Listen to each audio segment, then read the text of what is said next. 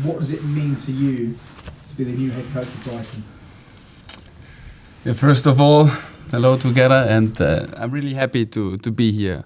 It's a big honor for me to be the head coach from Brighton Hove Albion, and I'm really looking forward to work together with the team on the pitch to see all the faces, to achieve big things, and that's why the work can start. Last season you won promotion to the Bundesliga with St. Pauli. What did these guys do to convince you to leave Germany and come to the Premier League? So I really like the DNA, the philosophy of the club. The very analytical and data-based approach is special, and the history in the past was impressive, what they achieved in the past. And I like the style that they want to play. It's like always with courage, and me and my team, we try to continue this. You're the youngest permanent head coach in Premier League history. What makes you feel ready for this challenge right now? So, of course, I'm aware that this is a huge job. I'm aware of that. It's a big challenge. And I think I need a lot of courage and, of course, like also humility. So I need to stay humble. I think these two values are very important. And to be honest, if I'm not convinced that me and my team, we can't do it, I wouldn't tackle it. So I'm really looking forward to start with the work. And to be honest, I will learn a lot, and I'm sure that I won't become a worse manager.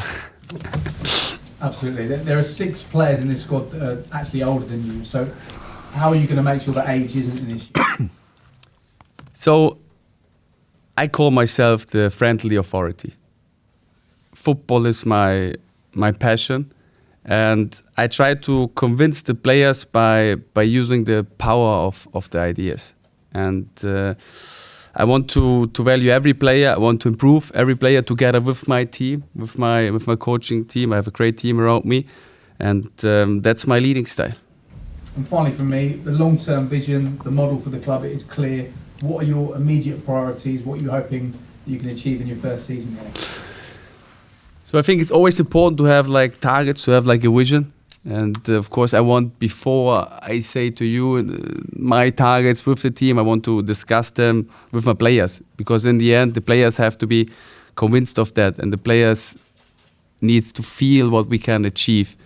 And that's the main thing for me. But I want to achieve big things, and I want to challenge the establishment. Johnny Cantor, BBC Sussex. What do you think are the biggest differences for you going to be coming to the Premier League from being involved in Bundesliga but also with the national side? So, like the main differences, of course, is the culture, is the language, the facilities we have here, what the persons beside me they build up is amazing. Yeah, it's everything's bigger, the team is bigger. So, in the end, I always say, my work doesn't change. So I worked at St. Pauli the same like I worked as a coach in Pippinsried, was my first station. And I will work here the same like I will work in Pippinsried and St. Pauli. So I try to give my best. I'm a worker, I would say. I'm a grounded one, and I love to work, and I love to have new challenges in life. So I'm looking forward to do this. Have you managed to speak to some of the players yet? Yes, I had like a lot of very, very open chats and open calls with them, and I really like these open-minded characters, these helpful characters here in this team. That's something special, what I feel, and I'm looking forward to meet them in person, although I know some of them already personal, but not the whole team. There's a couple of coaches that have stayed. What's the latest in terms of your backroom staff and bringing in your team? So first of all, I want to say that the employers who are already here and the staff members who are already here, I want to value them, and I want them be part of my coaching staff, because they have a lot of knowledge. For example, Crofty. He is an amazing character.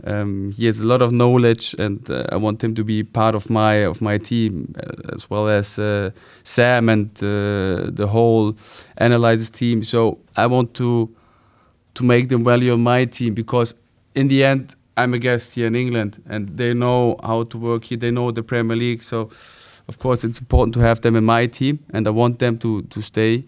And on top of that, we bring I bring a goalkeeper coach and one analysis and one assistant coach.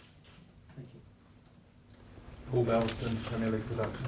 Fabian, how much of the Premier League did you watch while working in Germany? Too much. I think I watched like almost every game from Brighton. I watched a lot of Arsenal, of City. So in the end, I think it's part of my job to see different trends, to follow different trends in the international football. And to be honest, the Premier League, it's the best league in the world. They have the best coaches, so of course you can learn a lot of things. And in the end, you always have to have your own identity, your own philosophy. But I think it's also important to take some elements and always adapting it, because if you stay at one point, you won't develop anymore. And I want that my players, my philosophy, all the persons around me, that they develop. What is it about Roberto De Zerbi's style that you admired so much?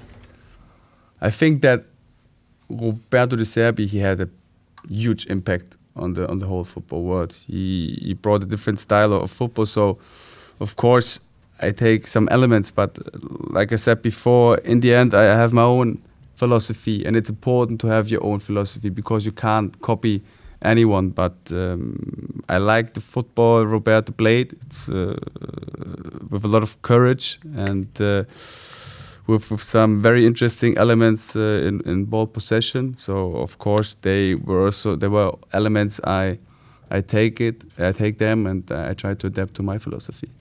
And you saw that firsthand in December at the Amex. What was that whole experience like? So I went here for my winter vacation, and I made a travel with some friends going through the UK and watching different Premier League games. And I also were here at the Amex, and I really loved the atmosphere. I loved the crowd. I loved the feeling they had for their team. So they tried to push them when there were like hard situations in the game. They supporting them like 90 minutes. So I had like a really comfortable feeling, and I was not a visitor. I felt myself during the 90 minutes. I get more and more a supporter of the team. So I was cheering for them in the end. So now it was a great feeling, great experience. So I'm really looking forward to see the fans, to work together with them, to celebrate hopefully a lot of wins. And I'm looking forward to the atmosphere at the Amex. And James mentioned your age. Can you tell us why you decided to retire from playing so young, and what gave you the coaching bug? So yeah, my age is like a big topic, and I know that. And I always say like that I'm a young man, but I'm not a young coach. So I was able to gain a lot of experience in different areas. And of course, I don't have like experience in the Premier League, but I think there's always a start. And now it's my start. And yeah, why I quit was because it was, I think, 21, 22. I have to be honest to myself that I won't reach the highest level, so I won't be the player of Brighton, for example. And then I was start thinking, what do I do after my career of a football player? And then I said, okay, football is my passion. I will do it my whole life. So why don't I start now as a head coach? And there was the opportunity Pippin Street gave to me, and I take this challenge, and then it started. Good luck, Fabian. Thanks a lot. Ian Abrahams, Sports. Hi Fabian, nice to meet you. You mentioned about you quitting football early to become a coach. You obviously then have that real self-belief that you're going to be successful. Again, you obviously have that self-belief you're going to be successful. Of course, I think I said it before, that a mix between like courage and humility is important. Yeah, to stay humble, to work a lot, but in the end, of course, I have the convincement inside of me that I can make it. And you always need the belief in yourself, the belief in the team, the trust in your own, the trust in the team. That's very important, and I always have that in every challenge. And I will go for it, and I will try to challenge it and do the best out of the situation together with my team. You have to have belief, but you also have to have the belief of your employers. You've got one of the best chairmen around. Yeah. The CEO is one of the best in world football. Is this the perfect team, you lot? I hope so. Tony. It's up for a fall, isn't he, really? I hope so that is the perfect match. So, to be honest, it was also like part of my decision that makes me easy, the discussions, the meeting with Tony, with Paul, and also with David, that they give me a good feeling, and I felt like very comfortable during the meetings, during the discussions, and I know that I have a lot of knowledge. I know that they achieve like big things, and for me it's like I said at the beginning, it's an honor to be part of it, and I hope that we can achieve big things together, and that you can write that's the perfect match. Yeah, I didn't mean to leave David out, by the way. He's great. Yeah, of course. That's why I mentioned him. You know. We've had in the Premier League before the likes of Thomas Tuchel, Jurgen Klopp, who's just left, Daniel Farke, David Wagner. In terms of those sort of German managers, where are you positioned between them in terms of your philosophy? Oh, that's a good question. It's a difficult one. So, of course, like all the German coaches, they're role model for the young coaches in Germany, and I think that the ideas from Tuchel in ball possession, they are like extraordinary. Jurgen Klopp, the football he's playing, this intensity is something special, and I really like to have also intensity on the pitch. So it's like a mixture between ball possession and intensity against the ball. And I think you need to have plans for both phases. You have a plan against the ball, you have a plan with the ball, and on top of that there's like set pieces, and you have to try to cover everything and try to get a mixture out of it. But to be honest, like these coaches like Tuchel, like Klopp, also Wagner, they help us a lot. So the young coach in Germany, they are like a orientation where we can be at one day. And finally, I guess you now just can't wait to get started. Can't wait for the next month to go by in the Premier League to kick off. Yeah, I'm really excited. I'm really looking forward. I think that we have a great team already. We have great characters. We have a good mixture between young players with big potential and old experienced players who achieved a lot of things. So I'm really looking forward to start working on the pitch. Good luck. Thanks a lot. Tony, congratulations on making the appointment. What made Fabian a standout candidate for you? Well, when Roberto left at the end of the season, we had more time than previous times in terms of making sure we made the right appointment. So we took our time, we looked at all possible head coaches, and Fabian's name came out there, given what he did over the last 18 months at St. Pauli. And when we went through it, he was the standout candidate who was available, who we thought would be available. And when we met, we had a meeting, the four of us, for about 3 or 4 hours, and the conversation flowed. We were really impressed about how mature Fabian was, the way he was talking about football, and he spoke like a very experienced head coach. And let's not forget, even though that, as some of you have mentioned, he's a fairly young head coach, he has done 5.5 years. He's got 5.5 years experience as a head coach. And we were really impressed. We think it's a great fit for Brighton and Hove Albion Football Club. And I think our fans, our players, and the whole city should be very excited about this appointment. And there's no guarantee with any appointment that you could have made this summer, but is it fair to say that this is a gamble? No, I wouldn't talk about it as a gamble at all. We look at everything. We take we put a lot of effort and work into any head coach appointment, as other clubs do, and we think Fabian is the best fit for the football club. We think it's the least risk option of all the options that we had. And finally, for me, there were clearly differences of opinion with Roberto De Zerbi, which led to him departing. Did those conversations cause you to reevaluate or reanalyse your model, or did it actually make you stronger in your belief about what you're doing here at Brighton? Now, we're always very confident where we do things. There's no regrets at all about bringing Roberto in. We had 2 superb years, particularly the season before last when we finished 6th in our highest ever position. So we're always looking forward. We're always looking to reevaluate, and the way we look at every part of football, and it includes recruitment of the head coaches. So we're very happy with that appointment, and we're even more happy to have Fabian here by my side. Thanks, Tony. Thank you. Tony, Fabian said that he's quite open-minded about data, and you talk about that. How important was that and a key factor in your decision making?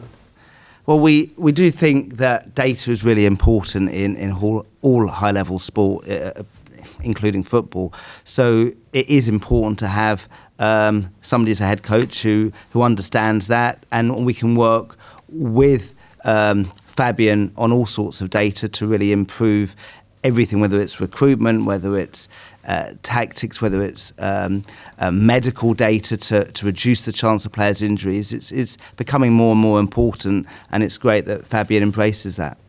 Fabian talked about DNA. How important is the style of play? I know it's all about results, but I know style of play has always been quite key for you. Yeah, well, results is number one, but style of play for our football club is very important. And it's also really important because we've got a set of players used to playing one way the last 2 years under Roberto. And although Fabian's style is different to Roberto, there's a lot of similarities, particularly bringing the ball out from defence. And so that was an important aspect as well. Thank you. Tony, we know you're very, very hands-on. How much of St Pauli did you watch before saying, yep, this is our guy? I personally didn't watch St Pauli games, but a lot of my staff obviously did. I've got all the data on all the games of St Pauli, and what this man did in 18 months there with the budget he had and the players he had was unbelievably impressive. And Fabian kind of dodged the targets question. Is Europe, are you saying to him, come on, let's get us back into Europe this season? As I'm sure you're all aware, our long-term vision is to be a regular top 10 men's Premier League club, and that remains. Each season is different, and we absolutely enjoyed our time in Europe last season, and our goal is absolutely to replicate that this season and for many seasons to come. It won't be easy. The Premier League, I think this season, we don't quite know how the transfers will turn out, but with the clubs coming up, I think it will be the strongest ever Premier League season. I think the Premier League is going from strength to strength. It's it's going to be a super exciting season. It's going to be really, really difficult, but we have high ambitions. We don't have a ceiling, and we're really looking forward to the season ahead. You have the unequivocal backing of the fans because of what you've done here, and in general, I can't think of a player or manager signing you've got wrong. There may be one or two. any pressure with Fabian? There's no pressure. We just work with him. We support him. We know it's a big challenge. It's a big move for him.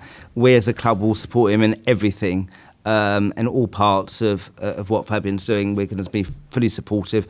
We know there's pressure. There's pressure as a Premier League club. There's obviously pressure as a Premier League head coach. But we want to take the pressure off. We want people in the club and the players and the staff to be as relaxed as they can in a pressurised environment. You love making history. You've got right into the Premier League for the first time ever, into Europe first time, and now you've got the youngest ever coach in Premier League history. What's your next bit of history after this? Well, let's see how the next 9 months turns out. Thanks, Ian. James? Yeah, just one for you, Paul. In terms of, Tony mentioned transfers, we're not sure what's going to happen this summer, but what can you expect in terms of incomings and outgoings? Well, a lot of speculation probably, so we can definitely expect that. We'll always try and strengthen our squad wherever we can. Obviously we prefer to do that in the summer, wherever it's possible. January window is what it is, But yeah, Fabian will certainly get the support that he needs. We think we've got a really good squad already, as Fabian said. We've built up a lot of experience in the Premier League over the last 7 or 8 years, which is obviously valuable to us as a club generally. But where we can strengthen, we will. Paul, in terms of this club's had great success, so it means you get a lot of other clubs wanting your talent.